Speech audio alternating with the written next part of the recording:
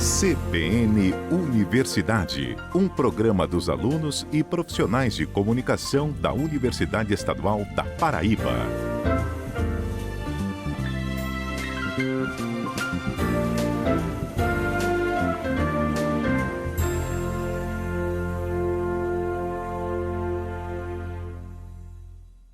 Olá, bom dia! Eu sou Erivaldo Laurindo e estamos chegando com a edição deste sábado do programa CBN Universidade. Bom dia, eu sou Edson Tavares. O CBN Universidade é uma parceria da Rádio CBN Campina Grande com a UEPB, através da Coordenadoria de Comunicação Institucional.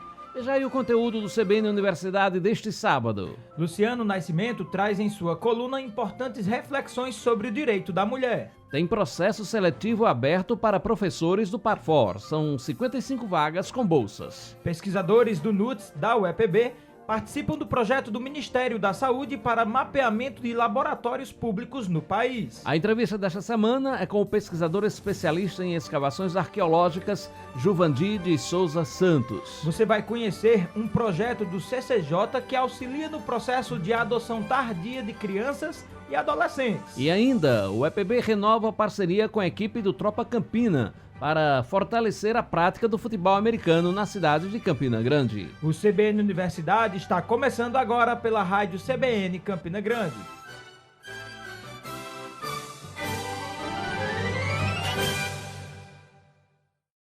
Apresentação: Edson Tavares e Erivaldo Laurindo. Ontem, dia 8 de março, foi celebrado o Dia Internacional da Mulher.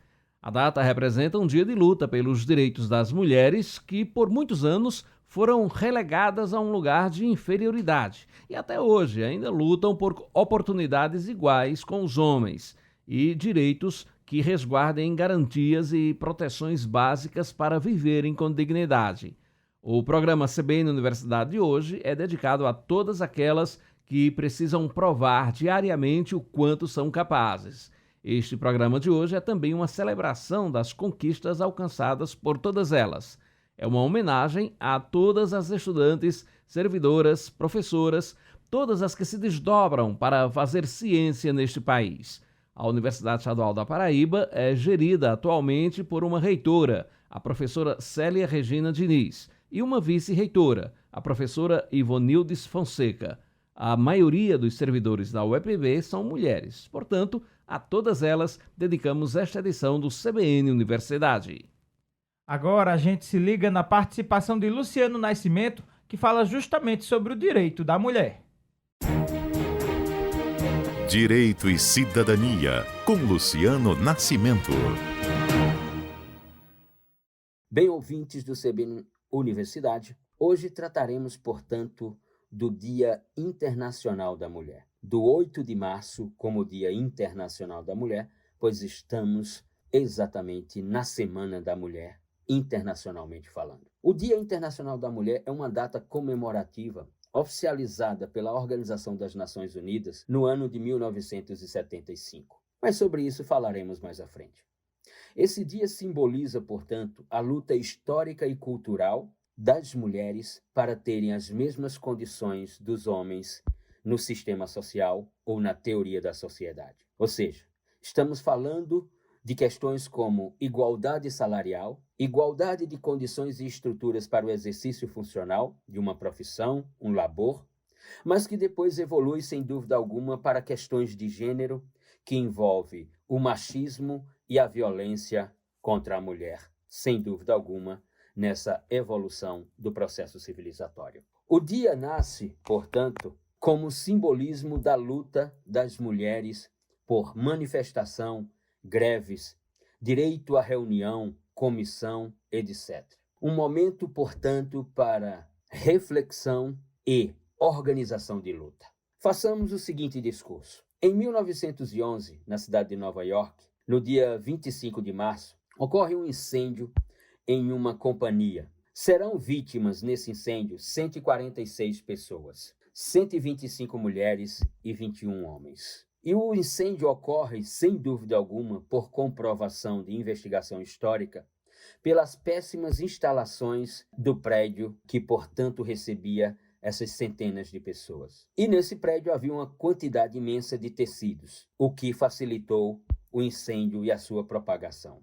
E, nesse dia, as portas do prédio estavam trancadas. Enfim, esse episódio ele traduz a luta do movimento operário, a precarização do exercício do trabalho ou de uma função, e faz nascer, portanto, o engajamento da mulher nas lutas do movimento do trabalho. Não é um movimento vitimológico a ideia do Dia Internacional da Mulher. Pelo contrário, é um movimento de luta por melhores condições de trabalho. Um ato antes, em 1910, no segundo Congresso Internacional das Mulheres Socialistas, nesse congresso, a senhora Clara Zetkin, líder do Partido Comunista Alemão, propôs a criação de um Dia Internacional da Mulher, um Dia das Mulheres no mundo do trabalho. Portanto, o Dia Internacional da Mulher não nasce de um vitimismo ou de uma ideia vitimológica, mas nasce dentro do movimento operário, por uma luta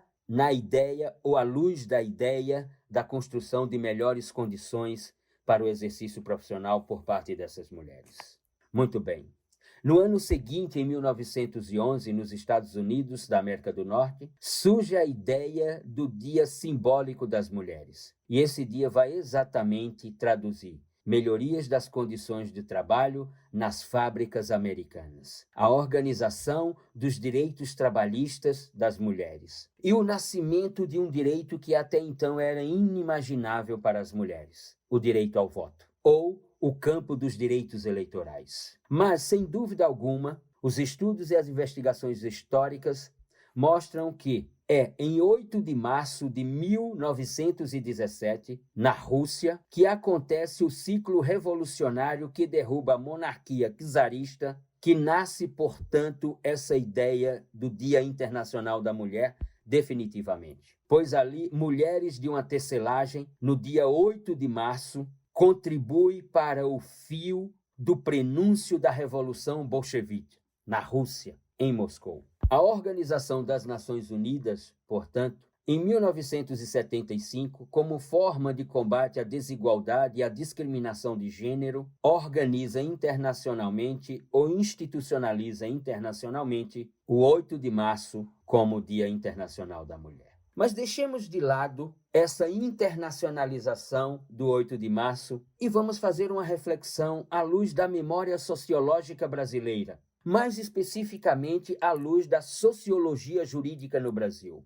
E por que, Luciano Nascimento? Ora, porque aqui, em terras brasílias, fora cometido ato de natureza legislativa de um absurdo inimaginável na realidade da sociologia jurídica no Brasil. Não nos esqueçamos, em 28 de setembro de 1871, no Brasil Império, surge a Lei do Ventre Livre. Ouvintes do CBN Universidade.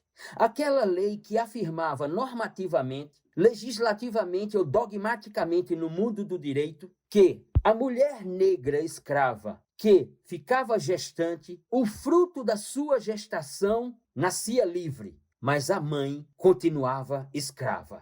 Uma das maiores aberrações já construída no direito, na sociedade moderna, dentro do período iluminista. Eu estou falando de 1871, a Lei do Ventre Livre. Lei essa, inclusive, que o pensamento jurídico brasileiro observa como um processo lento, evolutivo, em direção à abolição da escravatura. Tu não eras negra, mulher, no Brasil Império e gestante, em que seu filho nascia livre e você permanecia escrava. Lei essa que, inclusive, os fazendeiros, os latifundiários brasileiros procuraram impedir a aprovação. Não nos esqueçamos, ouvintes, principalmente as mulheres do CBN Universidade. Não nos esqueçamos que o direito brasileiro, seja do Código Criminal de 1830 no Império, no Código Criminal da República 1890, o primeiro, e no Código Penal da República ou da Segunda República em 1940, os juristas no Brasil inventaram o conceito de mulher honesta. E o que era esse conceito de mulher honesta que vigia, por exemplo, em artigos como 215, 216 e 219 do Decreto 2848 de 1940 até 2005, quando fora abolida pela Lei 11.106 de 2005? Era aquela mulher que aceitava um convite de um homem, por exemplo, na quarta-feira para ir tomar um café no Café Poético, à beira do Açude Velho, na cidade de Campina Grande, mas ao mesmo tempo também, na sexta-feira, ela aceitava um convite de um outro conhecido para assistir um tributo ao rock progressivo, por exemplo, um tributo a Led Zeppelin na voz de Robert Plant, no Picanha 200, na cidade de Campina Grande, e por ter aceito esses dois convites, ela perdia o conceito de mulher honesta.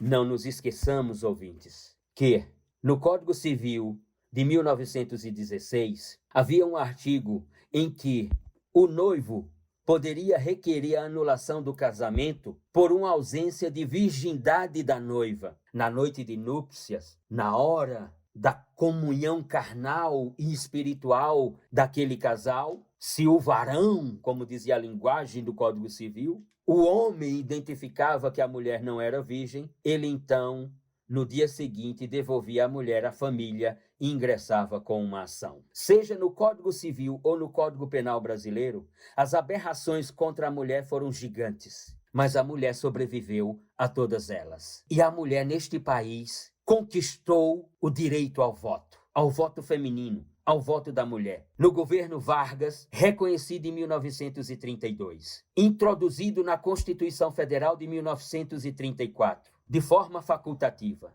e torna-se obrigatório em 1965. Muito bem. O espaço histórico e cultural da mulher não é outro a ser identificado na palavra luta, luta civilizatória. Porque neste país ainda a mulher permanece em luta contra a violência doméstica e sexual, contra a desvalorização das suas competências, que são as mesmas dos homens. A mulher continua na luta por uma construção da cidadania feminina. A mulher persiste, a mulher luta o tempo inteiro pelo reconhecimento da sua dignidade como humana. E a mulher, nas últimas das lutas, dentro de todo um conjunto, permanece guerreira pelo reconhecimento do trabalho invisível feminino na realidade doméstica dos lares no Brasil. Portanto, ouvintes do CBN Universidade, mulheres do CBN Universidade, viva a mulher brasileira! Obrigado, Luciano, e até o próximo Direito e Cidadania aqui no CBN Universidade. O nosso programa faz a primeira pausa, mas fica sintonizado com a gente que no segundo bloco tem informações sobre inscrições para o PAFOR, o EPB, e ainda a atuação do NUTS junto ao Ministério da Saúde para a avaliação de laboratórios públicos no país. Voltamos já. CBN Universidade, na CBN Campina Grande. CBN Universidade de volta e falando agora sobre a oportunidade para professores da UEPB ou da Rede Pública do Estado da Paraíba que podem atuar junto ao Programa de Formação de Professores. É que a Pró-Reitoria de Ensino Médio, Técnico e Educação à Distância abriu um processo seletivo para a contratação de 55 docentes bolsistas para o curso de licenciatura em Pedagogia, que estejam atuando pelo Programa Nacional de Formação de Professores da Educação Básica. As vagas ofertadas serão para os campos de Patos, Catolé do Rocha e Campina Grande e estão disponíveis para 20 componentes curriculares do curso de licenciatura em Pedagogia. As inscrições para o PAFOR são online, através do site da Comissão Permanente de Concursos, o cpcom.epb.edu.br. Só reforçando que podem participar professores do quadro permanente e substituto da UEPB e das secretarias de Educação da Paraíba, em efetivo exercício em sala de aula, e que comprovem titulação acadêmica na área, cumprindo assim os requisitos informados no componente curricular desejado. O processo de seleção constará da análise dos títulos anexados no ato da inscrição. A UEPB faz parte de um projeto do Ministério da Saúde que está avaliando a situação de dezenas de laboratórios públicos do país. O trabalho vem desde o ano de 2017 e é através de pesquisadores do NUTS que a universidade está inserida no processo de mapeamento e melhoramento desses espaços de pesquisa científica. Pesquisadores de 22 laboratórios do Brasil estiveram reunidos em Brasília e a UEPB foi representada por Eduardo Jorge Valadares Oliveira, coordenador da Unidade Fabril de Dispositivos Médicos do NUTS, também pela professora Kátia Elizabeth Galdino e a pesquisadora Camila Alves Barreto. Eduardo Jorge enviou um áudio falando sobre esse processo.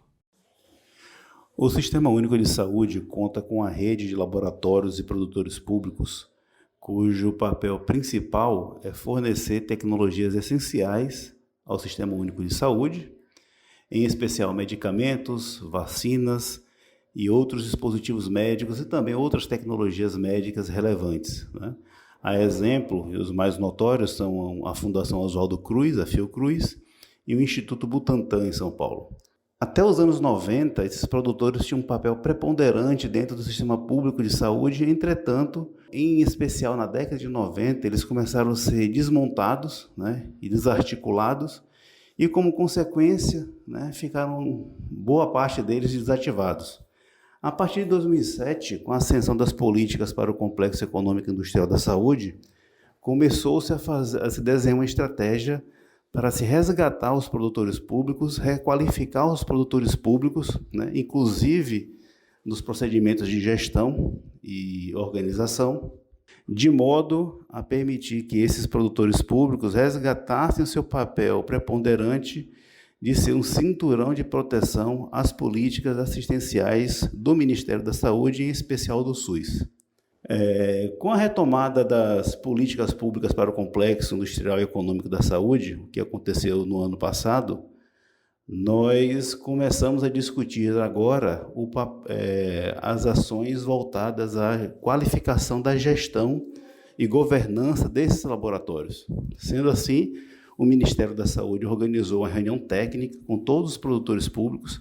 Essa reunião foi coordenada pela AUFOB, que é a Associação dos Laboratórios Oficiais, e o objetivo dessa reunião foi apresentar ao Ministério da Saúde a estratégia que o Ministério da Saúde irá adotar para, primeiro, diagnosticar a situação de governança e a situação operacional desses laboratórios e, no segundo momento, começar a fazer e a desenhar estratégias de investimentos para esses laboratórios.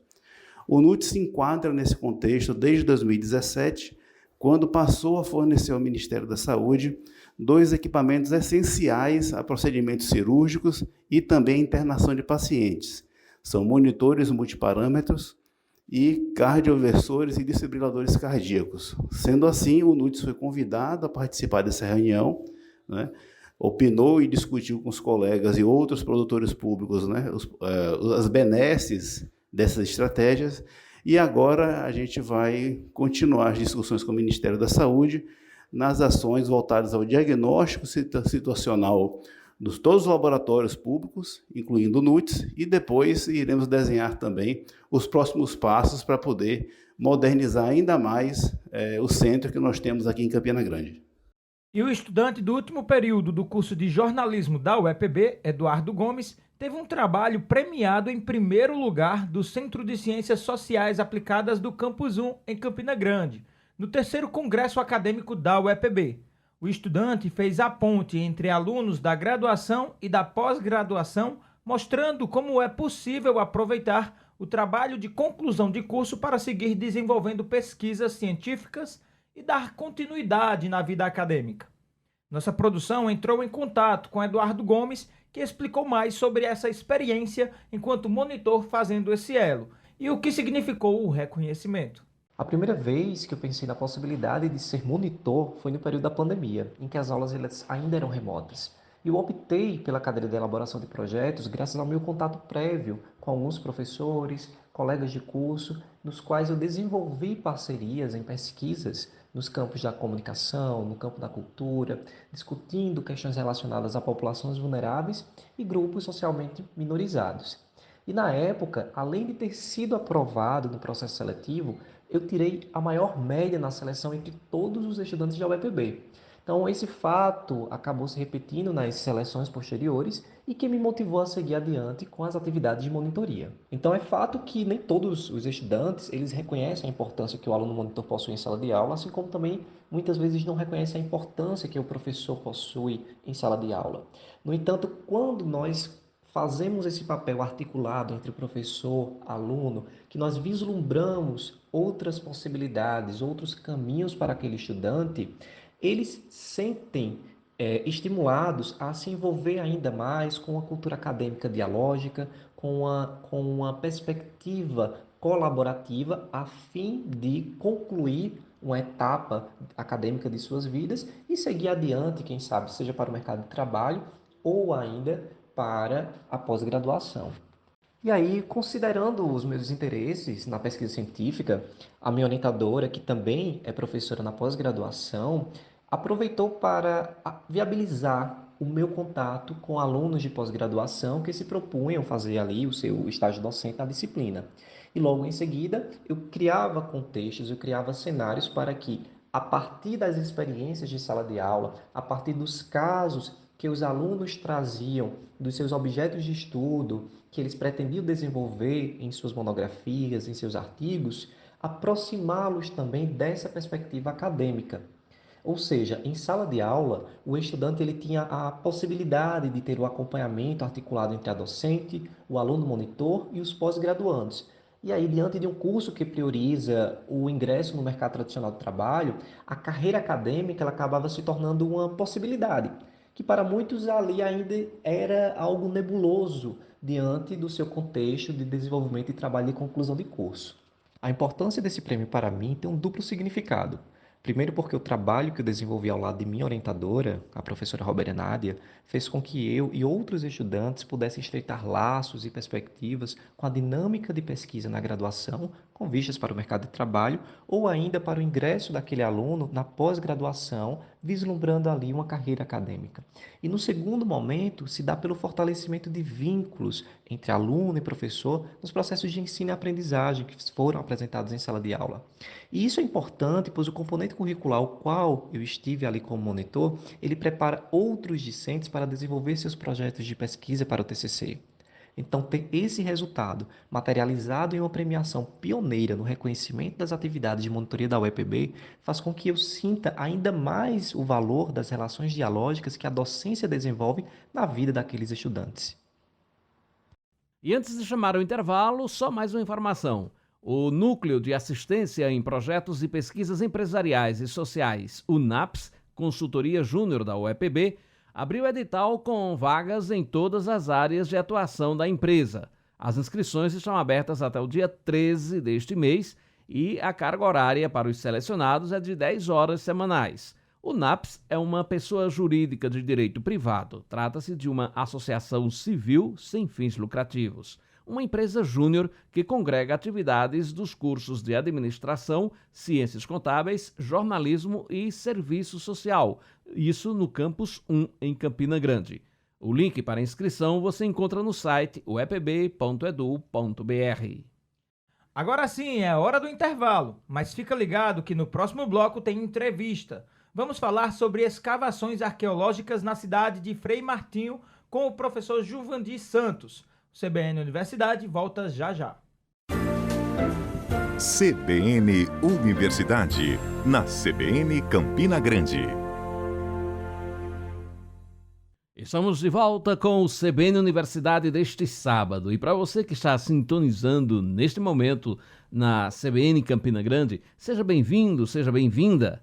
E enfatizando ainda o mês da mulher, vamos falar agora sobre um projeto de extensão que visa discutir obras de autoria feminina, não é isso, Erivaldo? Isso mesmo, Edson. O grupo de estudo Benditas Escritas Transgressoras do curso de Filosofia da Universidade Estadual da Paraíba está com inscrições abertas para o curso de extensão Leitura de Textos de Autoria Feminina na Interface Literatura-Filosofia. As inscrições estão abertas e podem ser feitas até o dia 13 de março, próxima quarta-feira, através de formulário eletrônico. O curso, que está na quarta fase, acontece de 20 de março a 20 de maio, com encontros quinzenais às quartas-feiras, no horário das 17 horas. A carga horária é de 40 horas, sendo 12 horas síncronas e 28 horas assíncronas, com o objetivo de ler e fomentar a discussão sobre textos escritos por mulheres. O curso abordará temáticas sobre o feminismo. O público-alvo são os participantes do grupo de estudo, estudantes do curso de Filosofia e Letras da UEPB, bem como do Programa de Pós-Graduação em Literatura e Interculturalidade, o PPGLI, e além dos interessados de outros cursos e mesmo outras universidades. E agora mudamos de assunto e passamos para a entrevista desta semana. A Universidade Estadual da Paraíba realiza, junto ao município de Frei Martinho, a primeira grande escavação arqueológica no país sobre um cemitério de bexiguentos, como aliás nós já falamos no programa da semana passada, lembra? À frente dos trabalhos está o paleontólogo e arqueólogo da UEPB, o professor Juvandir de Souza Santos, que, juntamente com um grupo de pesquisadores, está realizando as escavações no interior paraibano. Para sabermos mais sobre os trabalhos desenvolvidos pela UEPB nessa área, conversamos nesse momento com o professor Juvandir Santos. Professor, como tem sido o trabalho da UEPB para descobertas de sítios arqueológicos que são importantes áreas para os estudos na Paraíba? A UEPB tem apoiado, as nossas atividades de pesquisas arqueológicas, paleontológicas e espeleológicas aqui na Paraíba. Só que a gente sabe que a UEPB tem muitas demandas, Por isso que nós buscamos apoio de outras instituições. Nós temos hoje convênio com algumas instituições, grandes instituições de pesquisa, de ensino e pesquisa do Brasil, a exemplo da Universidade Federal da Bahia, a exemplo do Museu de Arqueologia e Etnologia da USP, e principalmente foi celebrado já há praticamente 2 anos um grande convênio com o NPDM da Universidade Federal do Ceará. E é justamente no NPDM que a gente tem enviado, com a devida autorização do IFAM Nacional, alguns materiais para serem analisados lá, principalmente no caso de ossos humanos. É lá que a gente tem feito sequenciamento genético desses materiais. Então, não tem como hoje a gente se furtar a essas parcerias. E a UEPB, dentro de suas limitações, tem contribuído, tem nos ajudado bastante nisso aí. Professor, como é o desenvolvimento da pesquisa, o processo desse trabalho para a descoberta de sítios, como esse de Frei Martinho? Olha, é um desenvolvimento lento e caro, Vou dar o exemplo dessa última grande atividade arqueológica que nós realizamos no município de Frei Martinho. Trata-se de um cemitério de bexiguento.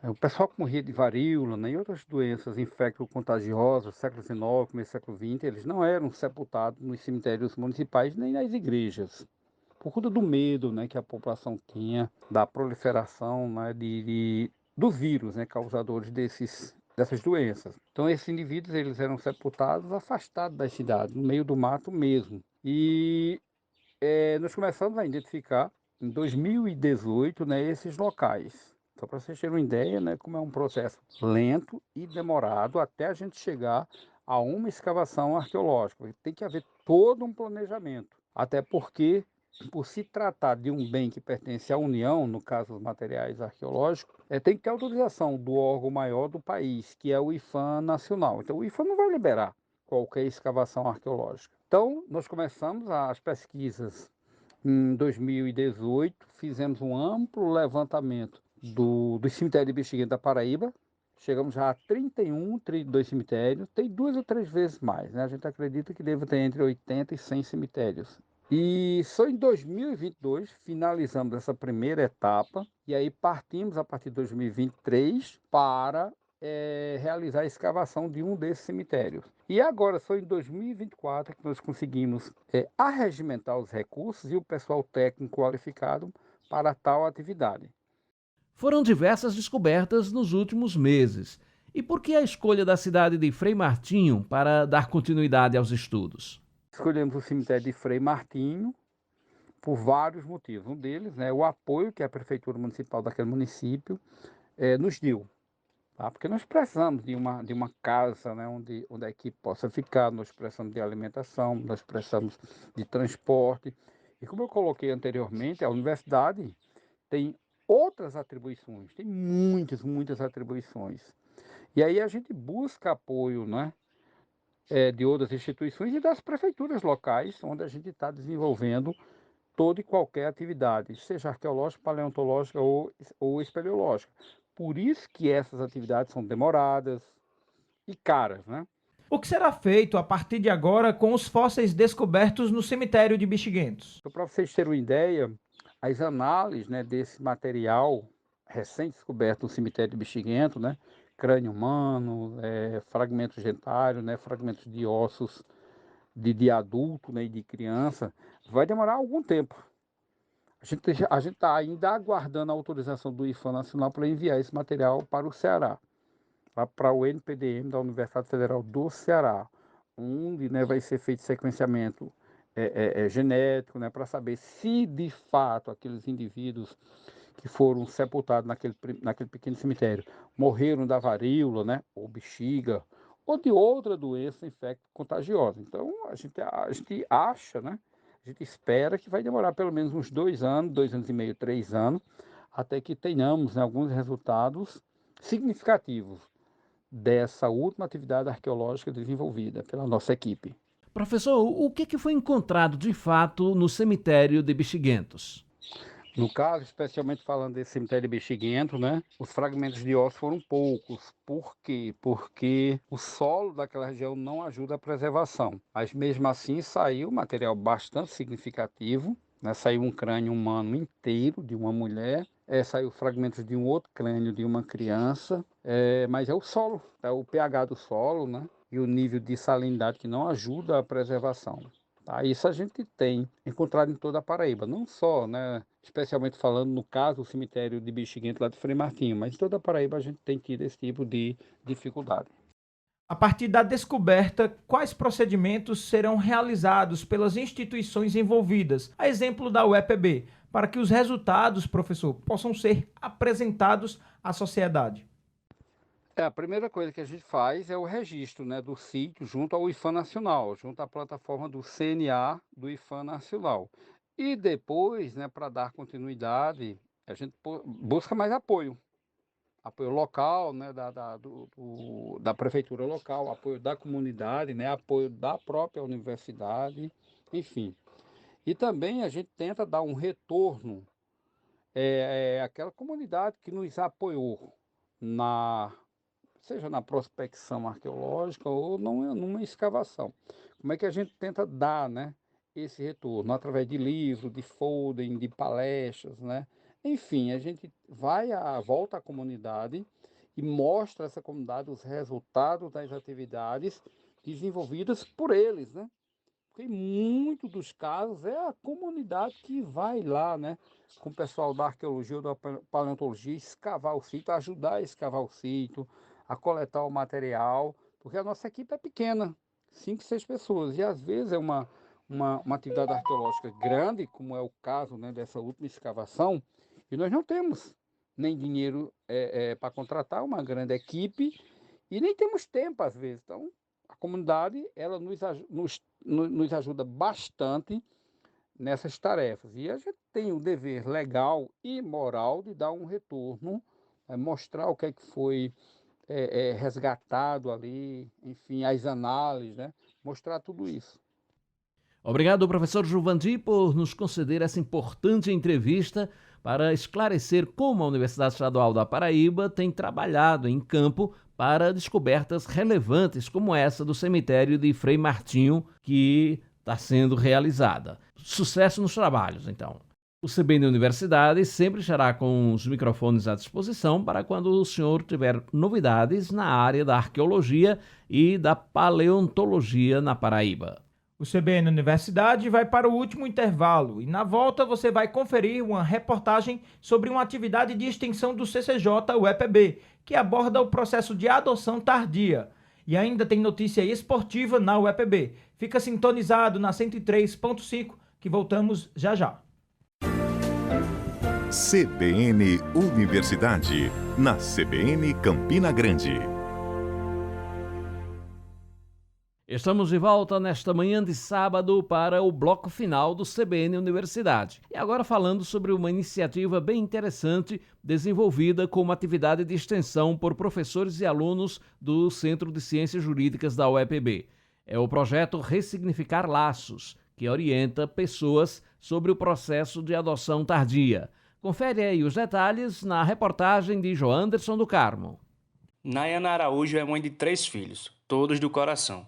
A família foi formada através do processo de adoção. A mais velha dos filhos já tinha 7 anos quando foi adotada, e ela não veio sozinha. No mesmo tempo, a professora também adotou a irmã caçula de 3 anos, garantindo que as meninas seguiriam juntas, mantendo o elo familiar. Quando eu conheci as meninas, eu jamais pensei em adotá-las separado das irmãs que já vinham de uma situação de tristeza, de sofrimento e causar mais esse impacto negativo na vida delas. Juntas, elas seguiam, fazendo companhia uma à outra, que facilitou o processo de adaptação, na minha casa, e 2 encheram o lar de mais alegria ainda, num processo que foi muito especial nas nossas vidas. Graças ao processo de adoção, eu realizei o sonho de ser mãe, e nós realizamos o sonho de ser uma família.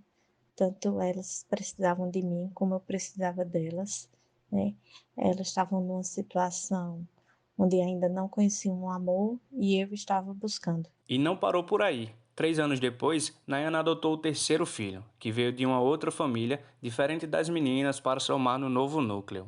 O processo de adoção tardia é considerado para crianças acima dos 3 anos de idade ou adolescentes. Na UEPB, um projeto de extensão do Centro de Ciências Jurídicas faz o trabalho de orientação para as famílias e pessoas que desejam realizar a adoção de crianças e adolescentes.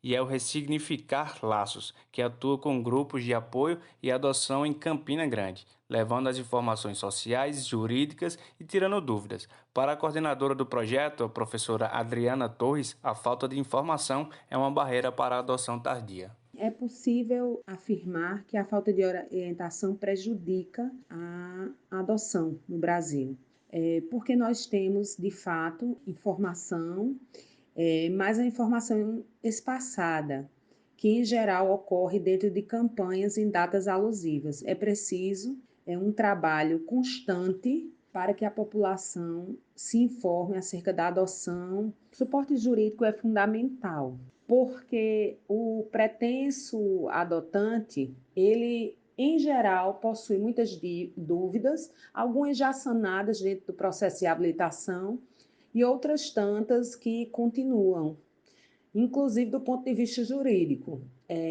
No Ressignificar Laços, nós trabalhamos além desse suporte jurídico, que vai desde a orientação acerca de documentos, direcionamento acerca do SNA, entre outras coisas.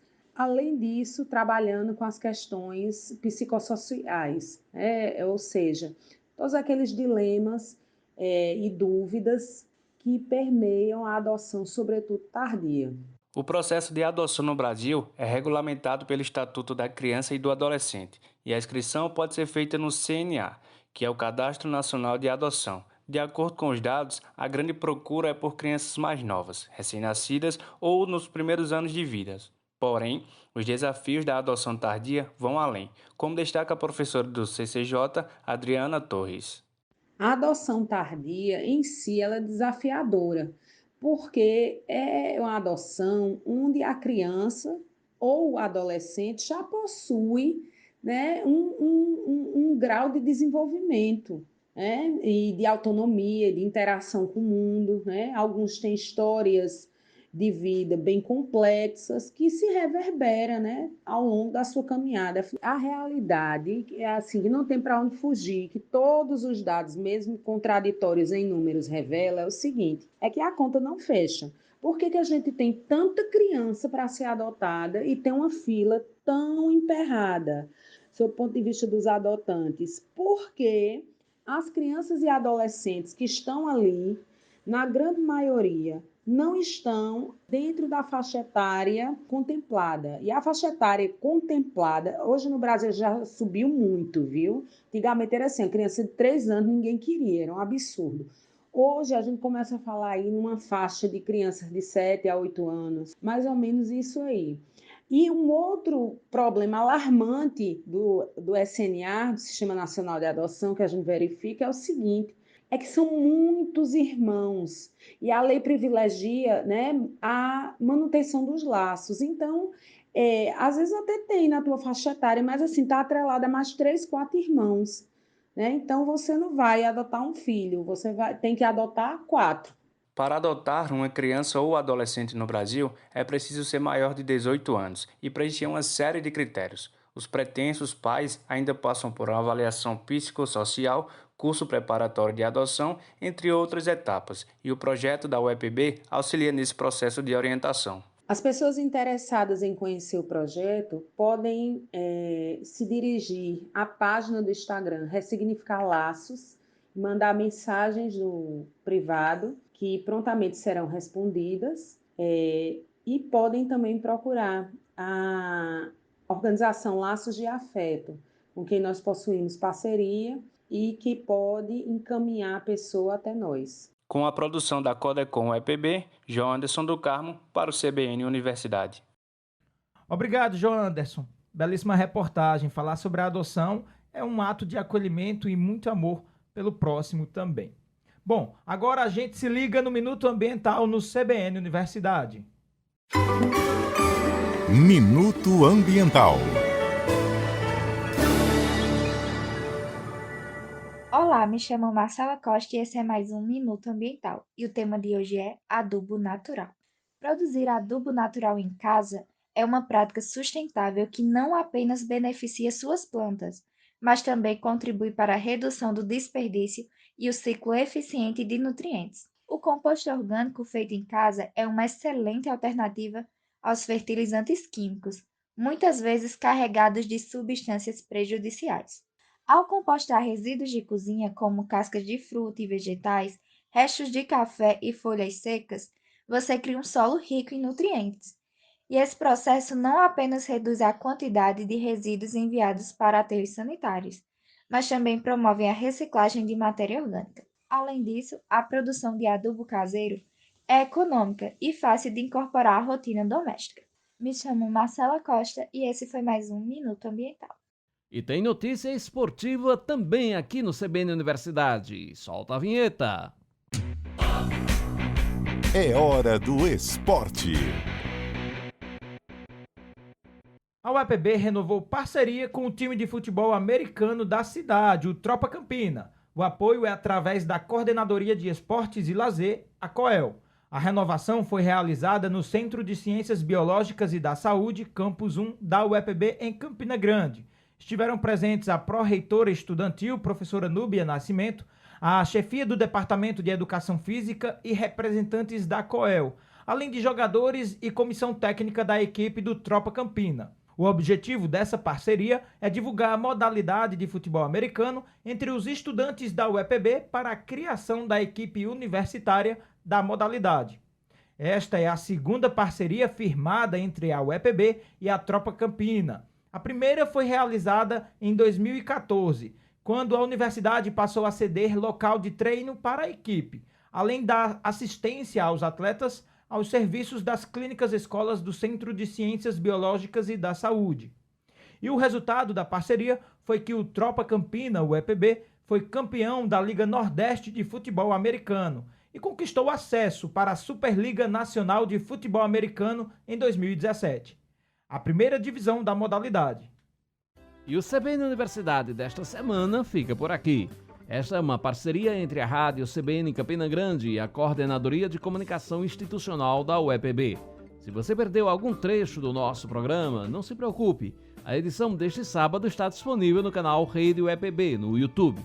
Lá, além do CBN Universidade, você acompanha toda a programação da TV UEPB, com reportagens, programas e lives. Aproveite para se inscrever no canal Rede UEPB no YouTube e nos siga nas redes sociais, @UEPB Oficial no Instagram E no Facebook é só pesquisar a nossa página Universidade Estadual da Paraíba, Rede UEPB. O programa de hoje teve a apresentação de Edson Tavares e Erivaldo Laurindo, com reportagens de Joanderson do Carmo, produção e edição de Isis Coelho, edição técnica de Apolo Recarte, direção geral de Hipólito Lucena. Tenha um ótimo fim de semana e esperamos por você no próximo sábado aqui no CBN Universidade. Até lá! CBN Universidade, na CBN Campina Grande.